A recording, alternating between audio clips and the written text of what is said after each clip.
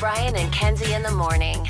And Chicago's alternative all day. Q101. Brian and Kenzie on Q101. Put the needle on the record when the drum beats go like this. Now, it's your chance to win a trip to see Dark Matter at the Pearl Jam Dark Matter Tour 2025 in Nashville, Tennessee. Standard text and data rates apply. Please don't text and drive. Q101. Well, this is incredible, the Dark Matter Tour. We were lucky enough to have a couple at Wrigley Field last year. The best Pearl Jam shows I've ever seen.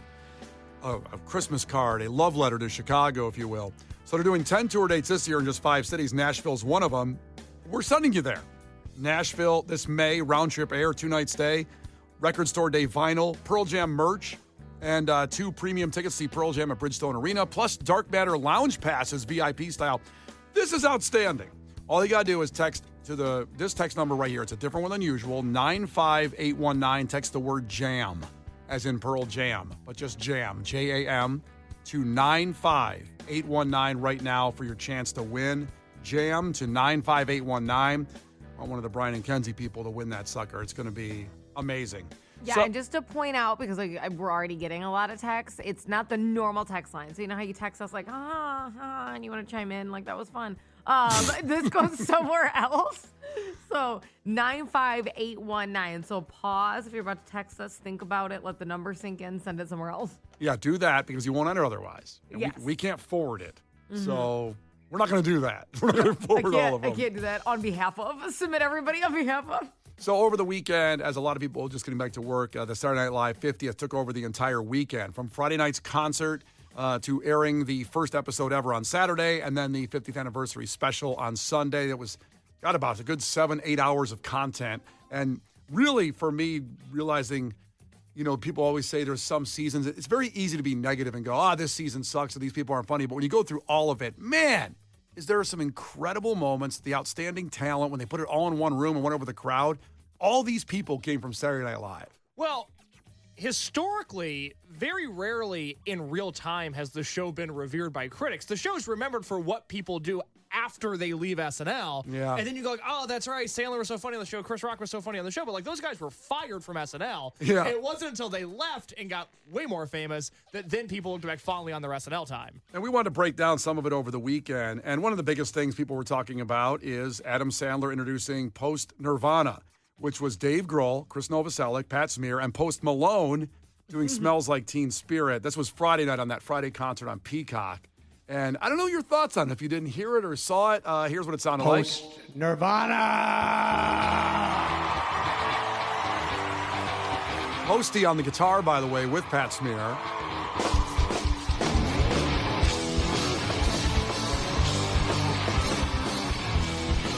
Dave Grohl had gloves on, too. It was like rubber gloves. Hammering the drums as hard as humanly possible. Yeah.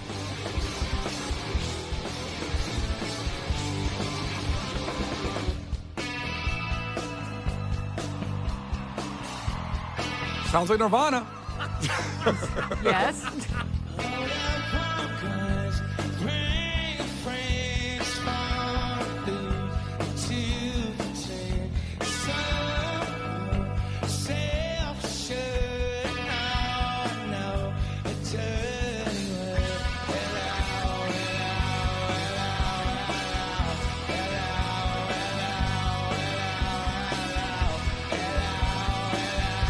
Just noticed something wild. I'll tell you after we get done with the clip. Please.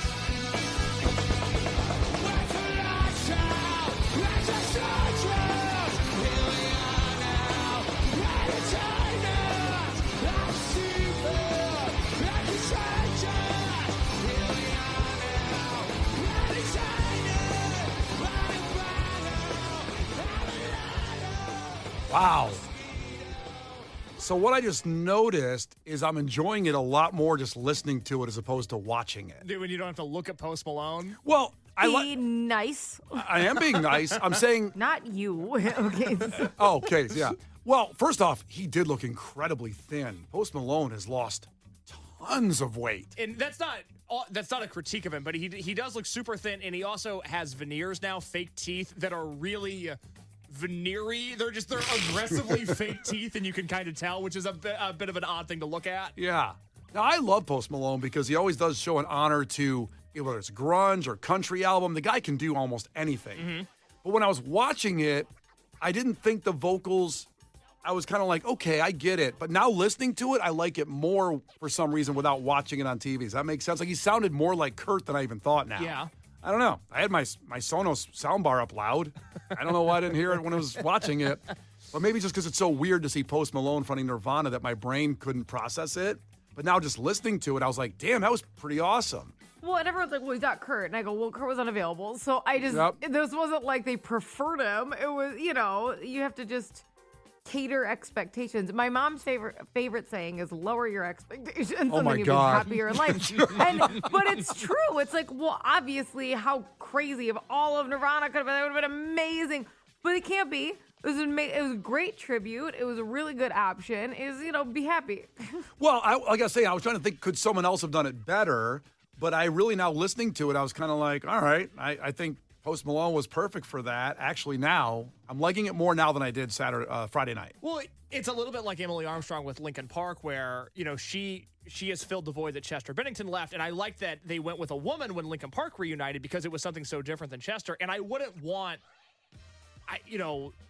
insert like the Dexter and the Moonrock singer fronting the new Nirvana only because they're a rock band. We know what they do. Then it's just karaoke at that point. Post is different enough to where I guess it's kind of interesting. I'm so conflicted on how to feel about this because Nirvana is obviously one of my favorite bands of all time. They changed my life for the better, and I was born after Kurt died, so I never had the chance to see them. So in theory, it would be nice to see Nirvana songs performed live, but there is something weird about this, right? It is weird, and I know that he did during the pandemic. He did from his house. Did he do it in utero or never mind? He did like an Instagram live stream of a bunch of Nirvana songs. That's actually going to come out on vinyl here in a few weeks for Record Store Day. Courtney Love was in the chat when it became like a cultural event during the early stages of the pandemic. And it was really good. It was. It was amazing. So, I don't know. Could they tour? Doesn't that just feel like something? Now, Post Malone's playing Wrigley Field this year, so he's out for Lollapalooza. But doesn't that just feel like next year's Lolla, you could see post-Nirvana headlining the festival? You know what's confused about going to a Post Malone concert is I don't know how to dress anymore. Like, Explain. I don't know what he's going to play. I'm like, should I wear cowgirl boots? Should I wear something sparkly? Should I wear my grunge outfit? Like, what? I don't know what he's going to do when I get there. I have no idea what to expect. You have a lot of good outfits in every genre. I know, but they're very genre-based. I don't know what to wear. I don't think he's going to rock. Well, maybe he will at Wrigley Field. I don't know. That's what I'm saying. I don't know. What the hell am I supposed to show up? I'm going to look stupid if I'm all sparkly and just around the whole time. I don't know what to do. You'll be fine, Sparkly. You'll be all right. It could match any of those genres, you Sparkly. What if I do cowgirl boots? Okay, do cowgirl... And then he does Nirvana. I don't know what's going to happen. Do cowgirl boots, sparkly top, and... Plaid skirts. Grungy. Yeah, I'm trying to Stud think belt. of... tights were a grunge, like a sundress look with tights. It was a grunge thing. I can just see Kenzie sitting there at Wrigley Field looking like a disco ball as he launches into an All Apologies cover, the saddest Nirvana song there is. And she just looks so out of place. Everybody's, who brought Glitter Girl here? Oh, man. Yeah, I don't know. I'm actually feeling better about it now when I listen to it as opposed to watching it. I don't know why, but I am. We're going to play a lot more audio of this coming up in music entertainment news in about an hour at 7:50. We'll get to that. The Adam Sandler song was incredibly emotional with a tribute to Norm Macdonald and Chris Farley. Tina Fey and Amy Poehler crushed. And then just a lot of the weekend update stuff. It was too much to digest in one segment here. So we'll come back a little bit later on and play more audio of that. The Brian and Kenzie Show. On Q101. Brian and Kenzie on Q101. We're going to give out that Pearl Jam word one more time. The key word to get to Nashville to see them. A great trip we have planned. And even before then, because that's coming up in a few months, obviously, that concert. How about the Brian and Kenzie St. Patty's Day broadcast, an annual tradition at Lizzie McNeil's right down the road from us here. Right, I can see the bar right now, actually. It's the place to go. It'll be on the 14th. Now, that's, of course, a couple days before St. Patty's Day, but that weekend is when Chicago will celebrate with the river dying and the parade, the North Side Parade and all that. So we'll be broadcasting live 6 to 10 if you're new to the show. This is one of the premier things we do every year. Get off work, or not. A lot of people do stop by and for like a half hour, an hour, they go, okay, I got to go to work. So as long as you're safe, it's all good.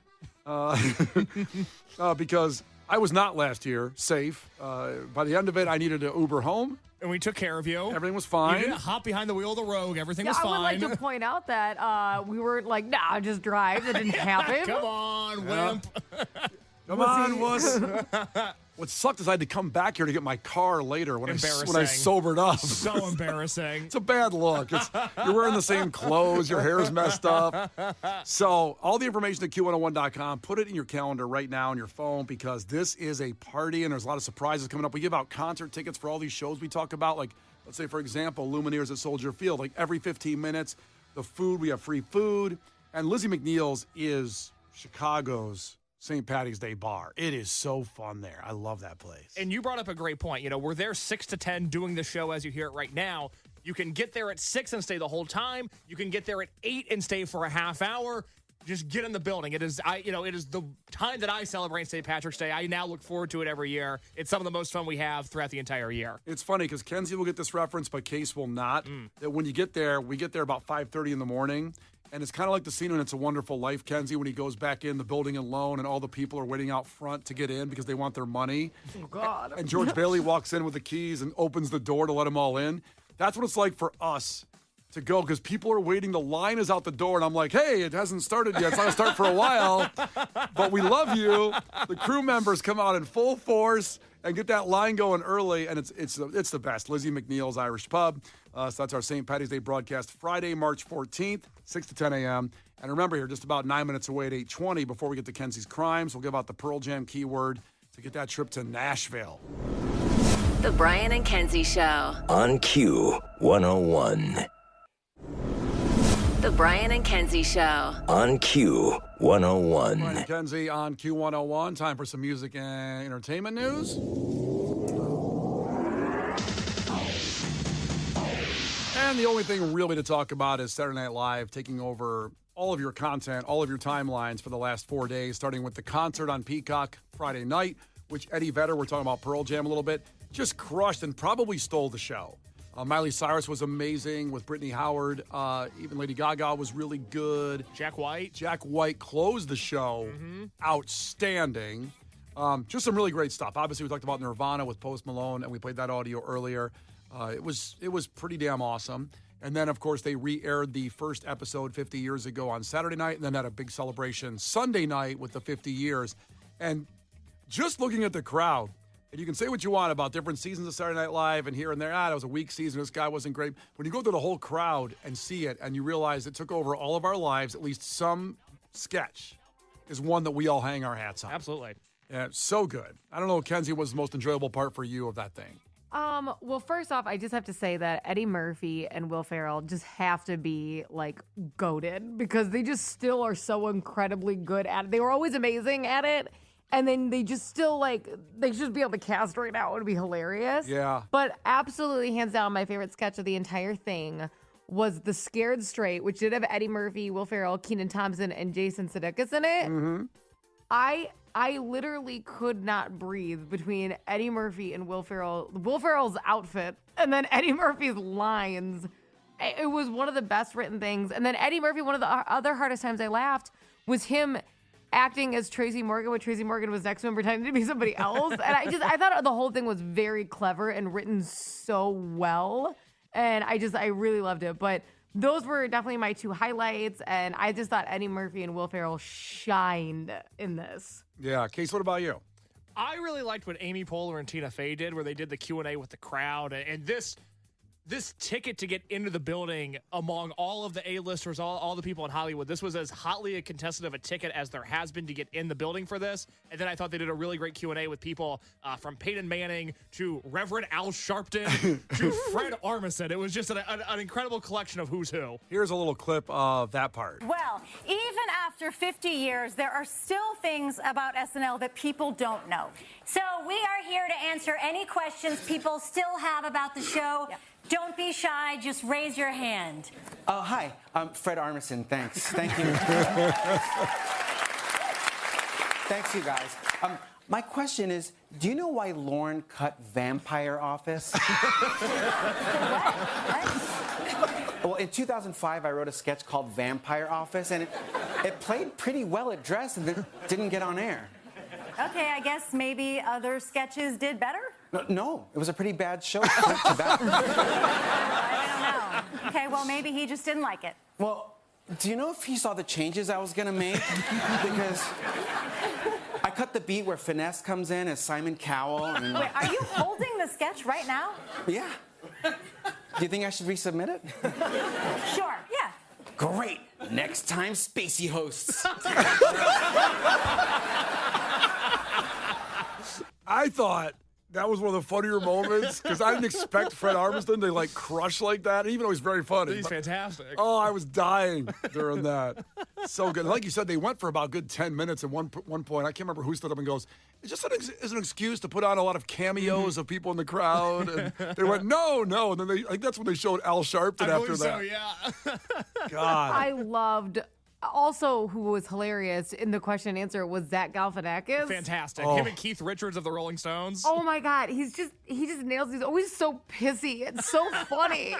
Well, Keith Richards stands up and goes, I left a scarf here in 1988. And then they go to Zach Galifianakis. He's wearing the scarf on his head. He goes, can we please move on? It's obviously not here.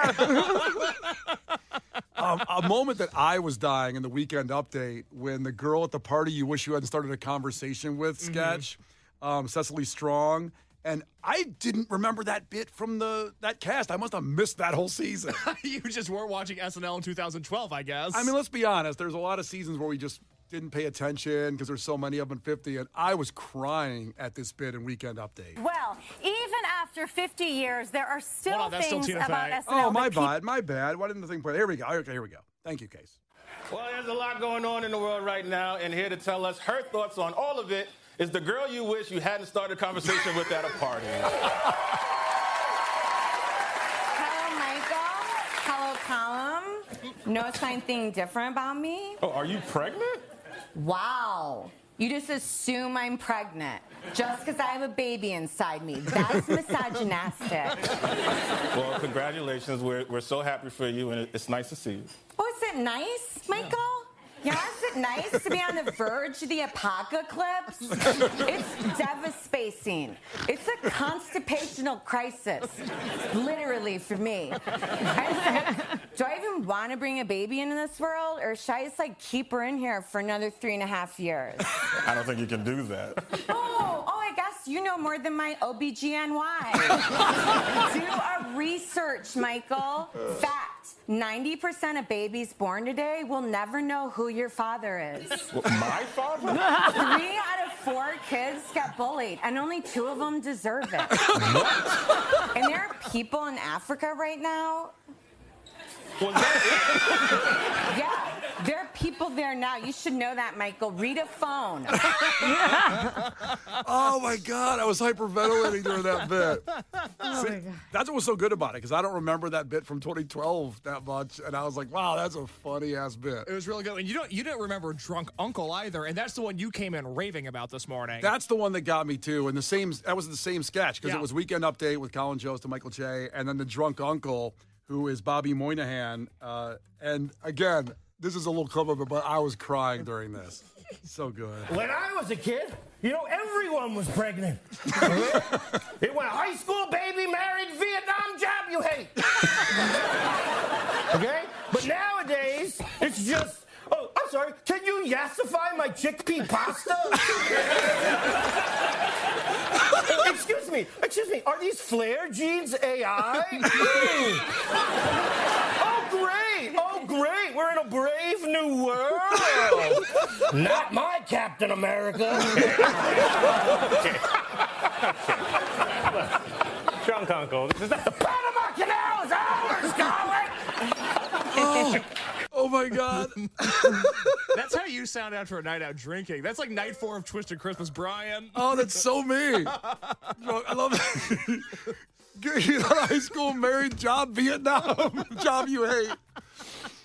Oh my God, yeah, it was great. I don't know how you guys thought about it, and just so much good stuff. And then this is what we wanted to end with today with the Saturday Night Live recap of Adam Sandler's song And boy, did it, just like he did a few years ago when he had that about Chris Farley, the song he wrote, and that wasn't the 40th anniversary. I don't know what he did that for. No, that was just the last time he hosted, which was already 4 or 5 years ago, it seems like. Yeah, so he did a song that honored pretty much the whole cast, and at the end it really gets, I think, us Chicagoans when he mentions Chris Farley and Norm Macdonald for that matter. And here is that song will go out with this, Adam Sandler. We got 4 years of Eddie Murphy, 8 years of Will Forte, 5 years of Jan Hooks and Gilda, 6 of Victoria, 11 of Che, 3 years of Melanie Hutzel, Michael McKean crushed it in 2, 1 of Billy Crystal, 6 of Dennis Miller, 8 of Hartman the Glue, 7 years of Dratch and Wig, 5 years of Terry and Quinn, 4 of Kazarinsky and Claiborne, 11 of Armisen, 14 years of Davis and Handy, Schiller and Smigel like 25, 18 of Audrey Dickman and Davey Wilson, plus Among and Disco and Bobby Van Ryn, 30 years of Downey, 45 years of Lorne, 6 years of our boy Farley, 5 of our buddy Norm, 50 years of one of us getting to say live from New York it's Saturday night, 50 years of standing on home base waving goodnight and goodbye, 50 years of the best times of our lives.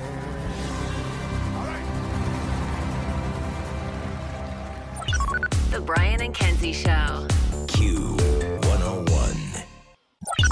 The Brian and Kenzie Show. Q101. Brian and Kenzie on Q101, and on Valentine's Day on Friday, we announced one of the biggest promotions that Brian and Kenzie and Q101 have ever done. We're giving away a free wedding. Now, whether you're just dating right now, whether you're already engaged, however it's working out, or you're going to propose. All Q101 lovers and fiancés out there ready to walk down aisle 101. So we're giving away a free wedding at this unbelievable fantasy type place for a wedding, The Haight in Elgin. It's their 10th anniversary this year. And all you got to do is go to Q101.com and submit your application to walk down aisle 101. It's super simple. You just do that if you're wanting to get married. And then we have everything taken care of you. Everything's planned out with The Haight, everything going on. The winning person gets a 100-person wedding. Fully ready to say I do at The Haight in Elgin on Friday, May 9th. That's when it's going to be. So if you haven't proposed yet, you got to do it before then if you want to do it. Just give me You're going to have to hop on that horse. a little timeline. And I can tell you how stressful that is to propose. It's I texted my in-laws from Chicago to say I'm going to propose to your daughter tonight. And they went, a phone call would have been better than a text. But hey, sounds like you're going to do it anyway, so go for it. You have our permission. It wasn't like a movie, where they kind of go, we love you so much, yes. No, you did not get that treatment. I should have called. That's why. Don't text. Call. That's my lesson from it. I don't know if I ever asked you, Kenzie, how Justin proposed to you. You have, but it's fine. He proposed to me, actually when we were in the middle of filming a video, so he caught the whole thing on camera. But it was just us, which was nice. And it was on our anniversary, so we were all dressed up, and we were going to go out to dinner for our anniversary. So we proposed, and he's like, hey, let's just, I don't want to post it. I don't want to tell people because I want to just have, a nice night, and let's post all of it tomorrow. And I'm like, okay, cool. So we go out to dinner, and he had a surprise engagement party for me there. So my family came into town and stuff. And our anniversary was on a Thursday, and he had called my bosses and got the next day off work for me since my whole family and stuff was in town. Oh, that's really very cool. nice. It was really cool. I proposed in front of 5,000 people at the Aragon with the Black Keys. Everybody loved it, too. Oh, it was, Megan backed up. She was not used to I brought her up there. Everybody except the bride. Yeah. Well, I brought her up there to the guise of saying, I want to thank the people. We do this show. We get up at 3 a.m. every day. It's a grind. And I want to thank people behind the scenes. My girlfriend, my lady friend, as I called her back then. Lady friend. I called her lady friend until we got engaged. And what do you call her now? I call her my wife. There you go. My wife. So it was a memorable moment without question. But going forward, how about you just submitting your for your application to get this wedding, which is a 100-person wedding. It's unreal. The costs of wedding go up, and obviously to have that taken care of for you is monumental. Derek just texted in and said, Kenzie, how's your marriage working out? I may be able to get my hands on a free wedding. Nice. You don't say. I always say, shoot your shot. Maybe not with a married lady, but, hey. Hey, what are you going to do? Kenzie's sitting there typing back to him right now. It's like that old Adam Sandler joke when he goes, my friend told me to ask this girl out because the worst thing she could say is no. And I asked her out, and she said, get away from me, you loser. Go to Q101.com and apply for the wedding. Aisle 101 right there. Brian and Kenzie in the morning. And Chicago's alternative all day. Q101. Brian and Kenzie on Q101. One of the biggest stories over the weekend. We talked about Saturday Night Live, obviously, and the not fun news, the news we just wish we didn't have to report, was a plane crash. Another one. Fourth one in the last couple of weeks. A Delta Airlines jet attempting to land at Toronto Pearson Airport amid strong winds and drifting snow, crashed and flipped over on the tarmac. This video looks like everybody died. 80 people on board. Everybody lived. There's 18 people that are injured. But here was the call from, I almost said like there's Joe Buck doing the call. No, this is from the air traffic controller tower, and just how calm they were. Clear to land, 23, Endeavor, 4890. We're going to Wingham. Wingham, okay. No problem. Are you able to go to 2000? We can give it a try for the weather link at 1 medevac. This airplane just crashed at 23. Play 1 medevac. I got no traffic here, so just let me know what you'd like to do. We just had a crash on runway 23 here. Yeah, we've got it. The aircraft there's upside down and burning. It's upside down and burning. Which is not funny, but they say it in such a calm way that it's funny. We got no traffic, so however you want to handle that. What the hell? Yeah, it's all good. There's a crash. That's the priority. Well, is there traffic? Hold on. Yeah. Now, it is admirable that they can hold that steady there like that and just be that calm and saying, like, we got to get a fire truck out there. There's a crash. It's on fire. It's upside down. It's not just crashed. It's upside down. Which I've never seen a plane upside down until now. Yeah. Well, the footage, when it popped up on my screen and I didn't read, like I just saw the picture and like the title, I'm like, oh, they're like filming a new Die Hard. I'm like, oh my God, this happened. Here's one of the passengers leaving the upside down plane. We're in Toronto. We just landed. Our plane crashed. It's upside down. Fire department's on site. Thanks. Upside down. Everybody, most people appear to be okay. We're all getting off. Some smoke going on. Great report. Well, first off, all I hear is poltergeist. I'm like, it sounds like they're talking through the TV. What happened? Yeah, it had a little weird sound to it because I guess a plane was burning upside down next to him when he's recording there. It did sound weird in the wind. Doesn't it sound like they all of a sudden got put into that dimension or something? Yeah, and also remember, it was like zero temperature like it is right now. So imagine, listen, I can get out of a plane crash in summer in Chicago very easily. Oh, yeah. In July. Absolutely. Oh, you'd be a delight. That's plane crash weather. But when it's zero, I'm going to be really upset. I'll be really, ugh. Well, part of you would be like, well, can I stay on the plane until there's a car to take me back? Or I don't want to stand on it. It's always warm out here. Excuse me, I know could you be a deer and bring me a blanket? To the flight attendant. You know, they got off like, I can't catch a break right now. It sucks. Ooh, no good. Good Lord. So did they get off did they exit through like exit doors? Were they able to just open the normal doors? Well, they were upside down, so I guess they just kind of walked out. I didn't really see the footage of walking out of the plane, but yeah, I don't think there was. The ramps go the other direction. Those inflatable ramps look kind of fun, actually. Mm-hmm. Except for the plane crash. Everyone gets to use them during a hoot of a time. I almost got to use that once because the plane, they couldn't get it to the gate. And they said they're going to undo those inflatable things, and people started panicking. And I was like, cool. Wait, what do you mean? So there's these inflatable slides. I know what the slide is. Why did they have to use it, or almost use it? Because they couldn't get to the gate, and they thought something was wrong with our landing gear or something. They stopped the plane. Were you in the air or on the ground? On the ground. Okay. It was O'Hare. And they just couldn't get to the gate? They couldn't get to the gate, and they said the landing gear was like going to collapse or something. Just pull up to it. Why couldn't they get to the gate? Because they thought the landing gear was going to collapse, and the plane was going to go on the ground. I honestly just thought Brian was going to be like, well, my fat ass couldn't get onto the thing. They had to pull out the slide. I wanted to go down that slide bad. I bet it'd be fun. There was always other people were not as joyous as I was. I want going on the slide. Well, I would want you to go down last. You think it's going to flop off if I jump on it? I just think that you could pop it, or like, how pissed would you be? The big guy goes first, and he pops the damn thing out, you're stuck. I had a pen in my pocket and it popped. That's what I mean. You would totally, your keys, Oh, you would crap. ruin it. Yeah, well, it didn't happen. I got out the gate and everything was fine. I stopped at Cinnabon. It was great. Yeah, good. Sounds like a good trip. It was a good trip. Well, thankfully, everybody's generally okay from that plane crash with just some injuries. Amazing. It's Brian and Kenzie on Q101. The Brian and Kenzie Show. On Q101. Brian and Kenzie on Q101. Lauren's on her way in. She's not frozen in her driveway trying to get to her car. I'm waiting for that text. Well, maybe she almost slid off the road again. It is a little icy out there. Maybe she almost tripped getting into her car. So she's going to be late. I'm just waiting for her to be kind of like, again, here's a reference that I wouldn't have made a couple years ago. Anna in Frozen, or Anna, when she's frozen at the end. I could see Lauren being like that with her red hair, trying to get unlocked to come to her show. I haven't seen it. No spoilers. Should you watch Frozen as one of your movies? At some point I will. I absolutely will watch It's Frozen so at some good, and point. honestly, Brian, shut the hell up, because there is a plot twist and I don't want him to know about it. I kind of almost gave it away. I know, just can it? Because it's actually a Disney movie with a plot twist, so shush kebabs. You don't know about Olaf? No, I don't know about who's Olaf. Okay, never mind. I'm not going to get any more into this right now. Frozen's coming up. Not this week. It's Terminator because he's so scared That's of AI. right. Terminator this week, Terminator 2 next week, the 1-year anniversary special the week after that, and The Departed on St. Patrick's Day. It's a whole thing. And I think one of the takeaways relates to Arnold Schwarzenegger and, of course, the Terminator. We'll get to that in a second. What's yours, Case? Joe from Downers Grove checked in his takeaway. Kenzie called the concierge to clear the spiders off of her deck because she did not want to turn into Spider-Man.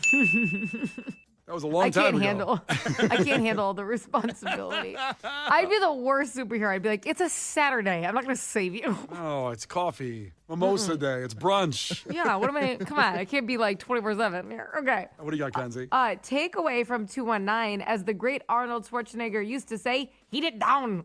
Heat it down. Heat it down. And finally from Smitty 708, takeaway, if Kenzie's marriage is on the rocks, she has the potential for a free wedding to any listener of her choosing in the near future. Hey-o. Hey. Shoot your shot, guys. And ladies, anybody. Anybody. Thank you. I'm like tequila. That's a good one, actually. Very good reference there Thank that you. only certain people got. Case, what do you got on the podcast? Brian revealed something about his camera roll this morning that was truly disturbing. You can check that out on the Brian and Kenzie podcast. Also, we had to pour one out for the founder of Nutella. Oh. A very deep, very complex conversation about the hazelnut spread this morning. Also, because it is Tuesday, a new Kenzie's Crimes on the Brian and Kenzie podcast feed as well. A late takeaway here from Bozina in 630.